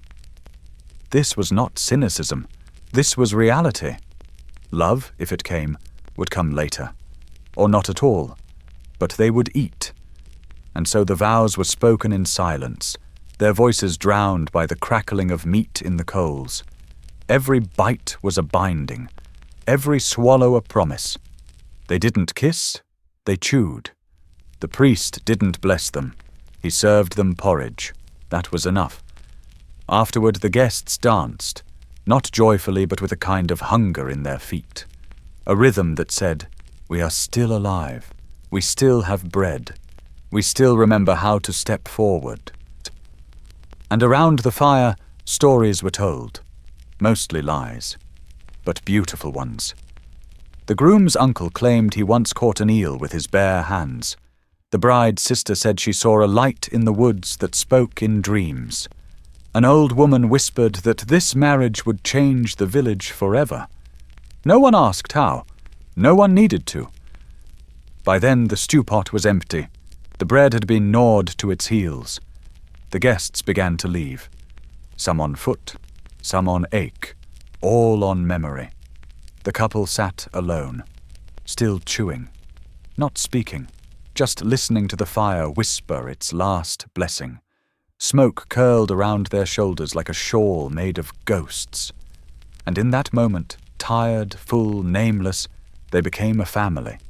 Not because of love, not because of ceremony, but because they had eaten together, because they had shared the same stew, because they had survived one more season. and would try somehow to survive the next. And you, lying now in your quiet room, full from your own dinner, feel something stir in the back of your heart, a memory that isn't yours, a wedding you never attended, a taste of hunger you've never known, but somehow still understand, because the food on your plate tonight didn't fight to exist, because your wedding, if you have one, might come with cake and lighting and curated vows. But maybe if you're lucky it will come with silence, with chewing, with someone who looks at you across the firelight and hands you the last bite, not out of chivalry, but because they need you full, because they want you strong, because they know what it means to share the bowl, and in that small gesture, ancient and unnoticed, there will be a marriage more honest than any ceremony. You close your eyes, the longhouse fades, the music ends, but the taste of that bread, hard, dark, sacred, lingers still. Somewhere between your ribs and your remembering, it started with the sound in the rafters, just a soft scratching, nothing more than a whisper of claws on wood. At first you thought it was the wind again, playing its tricks between the beams and the smoke. But then came the dropping grain, just one, then another, and that was how you knew the rats had returned. They always do. Around this time each year, as the nights begin to cool and the fire is once again lit before dawn, as the berries disappear from the bushes and the goats grow stingy with their milk, the rats come because they are smarter than we'd like to believe. They come when the food is moving inward, into sacks, into barrels, into dreams. They come not because they're evil, but because they know hunger too, just like you. Just like the boy who caught one last year and cooked it over an ember without telling anyone what it was. You remember the look in his eyes when he offered you a piece, steady, silent, almost proud. You didn't eat it, but you didn't tell anyone either. That's how secrets survive in the longhouse, alongside the grain, beneath the floorboards, in the breath between words. The rats aren't the only ones who come back. The thieves return too, though no one calls them that. Not allowed. They are cousins, neighbors, friends. But hunger makes everyone a stranger. And when someone's child is crying and someone else's larder smells of onions, the hands begin to move in the dark. Not out of malice, but out of math. You remember when someone's turnip pile was suddenly smaller, when someone else's cloak seemed newer. No one said anything, but everyone knew. The village speaks in glances, the longhouse in coughs. Accusation comes softly here, with no words and no proof, just the way a door creaks too quickly, or how a voice gets too low when you walk in. You sleep with one eye open now, not because of war or wolves, but because of the slow erosion of trust that hunger brings. Even the dog has started sleeping inside, ears twitching, tail stiff. He knows. You all know. There's a reason everyone stopped laughing after dark, a reason the fires burn lower, a reason no one sings anymore when baking bread. Autumn in the Viking world isn't orange leaves and warm cider. It's an inventory, a slow creeping tally of what you have, what you've lost, and what you're willing to risk to make it through. And the worst part isn't the fear. It's the quiet, the way the silence thickens, like soup with too little water. The way people talk about summer as if it happened to someone else. The way no one mentions the rats anymore. Because what's the point? They will be here until the snow drives them deeper into the walls. Until they die. Or you do. And still, you carry on. You check the sacks. You tie the lids tighter. You sleep with a spoon under your pillow, not for defense, but to remind yourself there is still food left. Still a reason to wake. Still a chance. Because even in the dark, even with the rats and the cold and the theft, you believe, quietly, stubbornly, that you will endure. That this winter will be better. That maybe this time the hunger will pass you by. And maybe it will. Or maybe it won't. But either way the fire must be fed, The stew must be stirred, the rats must be tolerated, because this is not just survival. This is your life, and it matters. Even if no one sings, even if no one shares, even if the bread is thin and the air is sharp and the neighbors are watching, you are still here, still counting, still chewing. And the rats, well, they're still chewing too. But tonight, the grain is yours. The fire is yours. And that, for now, is enough. The broth is clear tonight. Too clear. It swirls in your bowl like water that's forgotten how to taste. There's something floating in it. Maybe turnip, maybe old onion, maybe just a scrap of bark someone softened with hope. You sip it anyway. Slowly. With both hands. Not because it's hot, but because holding the bowl makes you feel full, even if you're not. Across the room, someone lets out a long, satisfied sigh. It's performative, theatrical, and everyone knows it. But no one says a word. Let him have his lie. It's soup season now, and soup is what keeps the house together. Not the walls, not the fire, not even the gods. Just soup, and the hope that tomorrow there might be something more solid to put into it. You remember when the ale was new, foamy, rich with yeast and rumour. Back then it was served in thick mugs that felt like celebration. Now the ale is flat, bitter, served in silence. It tastes of wood and regret. Someone added water to make it last. Someone else added herbs to hide the truth. You taste both. And say nothing. The autumn barrels are nearly empty now. The dried meat is reduced to scraps. The bread is getting harder, not from the fire, but from time. Even the butter, precious and sour, is beginning to turn. You scrape it anyway. Spread it thin. Pretend it helps. Pretend it matters. The longhouse smells like smoke and boiled root, like wool and old ale and effort. Everything smells like effort, and no one has the strength to complain. Outside, the leaves are long gone, blown sideways across the land, piled against doorways like cold, crisp reminders that nothing lasts. The ground crunches when you walk, not from frost, from bones, chicken, rabbit, hopes, all brittle now. The sun rises later, leaves earlier. The sky stays grey like a lid screwed too tight. You go outside less, the chores are slower. The silences between people stretch out like old cloaks, patched and heavy. Someone used to tell stories in the evening, but not this week. Not since his voice cracked mid-sentence and no one laughed. You wonder where the joy went, where the songs went, where the laughter lives now. Maybe it packed itself into the last loaf of honey bread. Maybe it slipped out with the goats when the gate was left open. Maybe it's curled up in the bottom of the grain sack, waiting for spring. The children still play, but quieter. Games with fewer rules, less shouting, more watching. They've started trading pretend meals, a stone for a piece of bark, a handful of dust for a feather. It would be funny if it weren't so real. You remember playing that way once, pretending to feast with your cousins while your stomach pinched and your mother looked away. You got good at pretending. You're still good at it. Everyone is. The trick to Viking survival isn't strength. It's silence. It's chewing slowly. It's finding taste where there is none. It's knowing that hunger doesn't kill you in a day. It kills you in whispers, in cracked lips, in smaller portions, in the moment you forget what meat smells like, or what laughter feels like. But you haven't forgotten. Not yet. There is still soup, still ale, still enough to share, if carefully.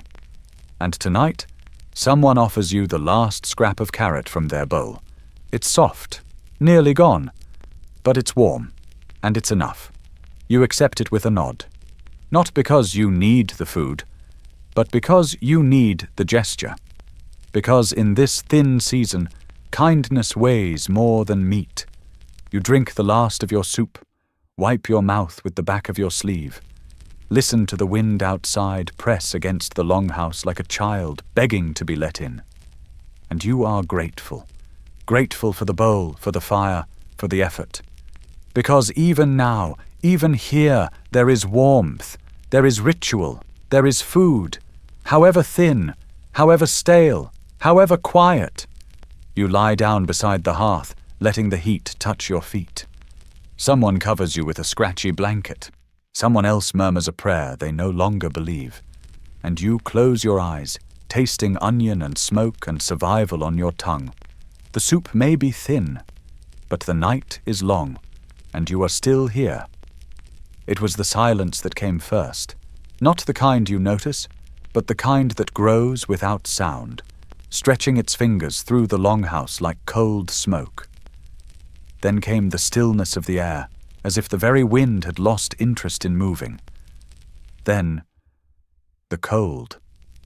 Not the sharp kind that pricks the skin and makes you gasp, but the slow kind, the kind that moves through wool and bone and memory until it reaches the center of you and stays there. And somewhere in the dark, the fire died. No one spoke of it. No one moved to stir the coals. It had burned all day, all week, maybe all winter, and now it was simply gone. The wood had run low. The kindling was damp. The walls no longer whispered warmth. Only breath remained, breath and blankets and the soft crunch of frost forming on the rim of the last water bowl. You sat in the dark, wrapped in whatever cloth had not yet been turned into bandages or baby clothes. You didn't shiver. That would have required energy. You just listened to the creak of wood cooling, to the mutter of someone shifting in their sleep, to the absence of crackle, to the deep, wide quiet of a house that had given all it could. The others were still. You couldn't see their faces, but you could feel their thoughts, hovering in the dark like moths over invisible embers. No one asked who would light it again. No one asked if there was more wood, because everyone already knew. This was the part of the year when the fire gave up before the people did, when smoke no longer curled into stories, when even the gods seemed to have turned their backs and buried their warmth in deeper skies. You thought of the stew you ate last night, the last root, the last dried fish, the last pinch of the salt your aunt had hidden behind her altar cloth. It hadn't been a feast. It hadn't even been filling, but it had been warm, and warmth now felt like a memory you weren't sure was yours. The ache in your stomach wasn't hunger anymore. Hunger had passed days ago, replaced by something quieter, something that whispered, not screamed, something that made you forget how good bread once tasted, or how sharp cheese once bit your tongue. You close your eyes, not to sleep, but to drift, to find somewhere inside your mind where the fire still glows. You picture it, small, flickering, not crackling with joy, but steady, obedient, like a dog lying at the feet of an old man, too tired to bark, but still faithful. You hold that image like a cup between your hands. You sip it like soup. You breathe it like prayer. Someone coughs. The sound is dry. Too dry. You pull the blanket higher. You remember your mother's hands, rough from work, always warm. You remember how she used to place them on your cheeks when you couldn't sleep. You remember how firelight danced in her eyes when she told you the old stories of the sun being a wheel dragged across the sky by a golden horse, of a man who made fire from the breath of giants, of a place where no one ever grew cold. But tonight there are no stories, only breath. And dark, and the question you do not ask. Will the fire return? Maybe tomorrow, maybe not. Maybe someone will rise early, find one last dry branch hidden under the roof beams, coax it into flame with bark and prayer and frozen fingers. Maybe not. But until then, you wait. You wait because that is what people do at the end of winter. You wait because motion wastes warmth. You wait because silence is lighter than words. And as you wait, you remember, this is not forever. Nothing is. Not winter, not hunger, not even silence. Somewhere, deep under the ice, water still moves. Somewhere under the ground, roots still hold. Somewhere, in the dark belly of the night, a spark still flickers. And maybe, just maybe, it is waiting for you. Not to feed it, but to believe in it. The fire is gone, but you are not, and that, for now, is enough. You didn't hear it at first. No one ever does. Spring doesn't arrive with trumpets or bird song. It comes like a mistake, a drip, a creak, a scent you haven't smelled since the world was green. It might have been the way the snow softened underfoot, or how the wind tasted less like metal and more like dirt. It might have been the buds forming on the inside of your thoughts before they showed themselves on the trees. Whatever it was, it didn't feel like a miracle. It felt like disbelief, like waking from a fever and wondering whether the dream or the waking was real. But the fire is burning again. Not high, not bright, but steady. Someone must have found that hidden branch, or maybe the gods remembered you after all. The soup is thicker now, still humble, still quiet, but there's something in it that tastes like hope. Or onion. It's hard to tell the difference this time of year. The rats are gone. Or maybe just quieter. The dog sleeps deeper. The neighbors smile again, not with their teeth, but with their shoulders.